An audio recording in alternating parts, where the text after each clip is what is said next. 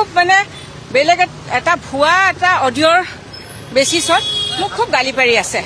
সেই মাতটো মোৰ লগত নিমিলে, ভইচ কথা কোৱা শৈলীটোও মোৰ লগত নিমিলে, আৰু আপোনালোকে চবেই গমেই পায় যে সেইটো অডিঅ'ত মোৰ মাত নহয়, কিন্তু সেই মাতটো লৈ মোক খুব ছ'চিয়েল মিডিয়াত গালি পাৰি আছে। মই সেইটো একো কৰা নাই, ছ'চিয়েল মিডিয়াতো গালিয়ে পাৰে মানে।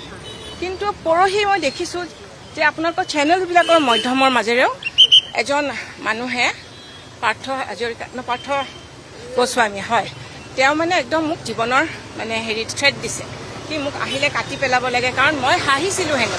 কিন্তু সেই অডিঅ'টো মই নহয়ে, সেইটো মাত মোৰ নহয়ে। আৰু মই 6 অক্টোবৰ তাৰিখে সেই অডিঅ'টো যে মোৰ নামত এজন মানুহে বেলেগৰ মাত এটা মানে কৰি আছে যে মই পুলিচত এটা কমপ্লেইন দিছিলোঁ।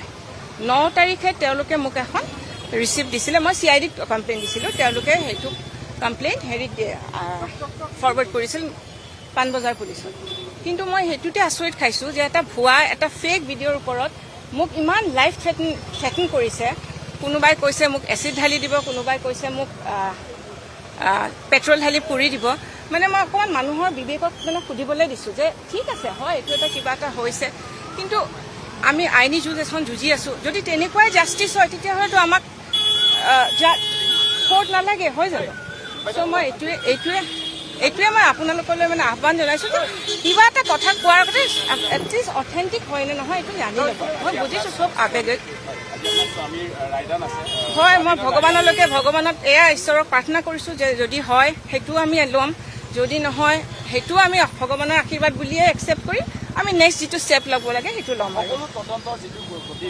মই আৰু একো নকওঁ নেকি, অকণমান মোৰ ভিতৰতে হয়, মই এতিয়াও কওঁ যে নিৰপৰাধী মানুহক নিৰ্দোষী মানুহজনক ইমান দিনে ভৰাই থৈছে। সেইটো মই বাৰে বাৰে ক'ম।